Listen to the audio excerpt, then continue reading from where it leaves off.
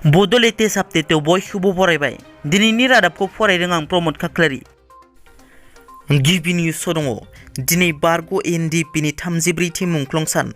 बर' हारिनि रैखाथि थामोनथानि थाखाय आलादा रायजो बड'लेण्ड सोरजिनायनि थांखिजों थांनाय 1986 मायथाइनि 3 अक्ट'बर खालि उदालगुरि जिल्लानि सिङाव थानाय अदला खासिबारि गामियाव बर' सिकिउरिटि फर्स सुंद'यै बिएसएफ मुंनि आफाद जोनोम जादोंमोन। उनाव बिएसएफखौ सोलायनानै national democratic front of Bodoland सुंद'यै एनडिएफबि मुं दोननाय जादोंमोन। मख'नो गोनांदि 1988 मायथाइनि 14 सेप्तेम्बर दिनैनि सानखालि एनडिएफबिनि एक्सन कामान्डार बिबां बरगोरा बिथाङा सुथुरनि आखायाव आफादनि गिबिसिन मुंख्लं जादोंमोन।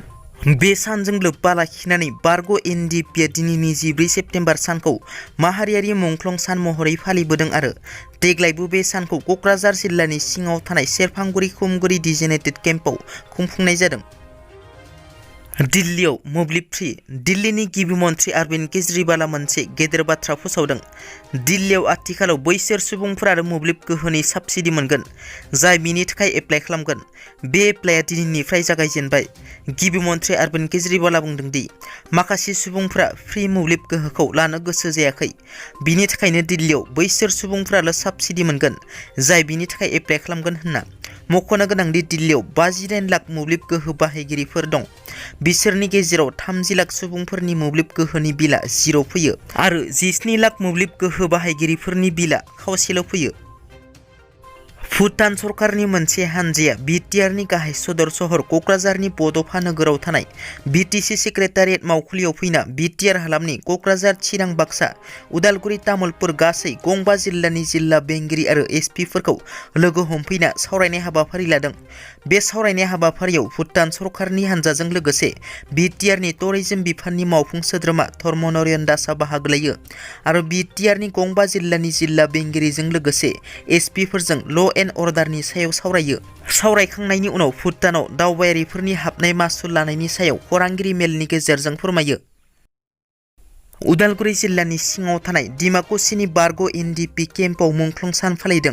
उदालगुरि जिल्लानि डिमाकुसिनि बारग' एनडिएफबि देरायाव एनडिएफबिनि 34थि मुंख्लं सान फालिदों। बे मुंख्लं सान फालिनायाव बिटिआरनि मावफुं सोद्रोमा दावबायसा बर' बिथाङा गाहाय आलासि महरै बाहागो लायो आरो एनडिएफबिनि मुंख्लं जानायनि बेसेना ओरैनो थाङा होनना फोरमायना बिटिआर गोरोबथानि मावफुंनो गोनां दफाफोरखौ सरकाराबो मावफुंनो आवगायबोगासिनो दं। बिनि लेखायै बिटिआरनि सिमना बारायनो गोनां खामानिया जोबनानै मेपिं खालामनाय सोलिबाय थादों आरो खम समनि गेजेरावनो बियो जाफुंना फैगोन।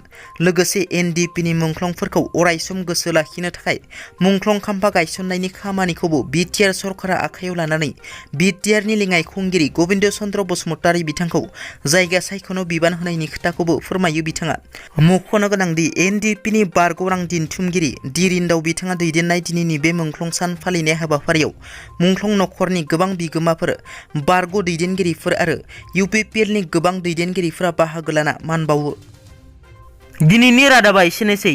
नोंथांमोना जुदि आंनि चेनेलखौ दासिमबो साबस्क्राइब खालामाखै, अन्नानै साबस्क्राइब खालाम। गोजोन्थों।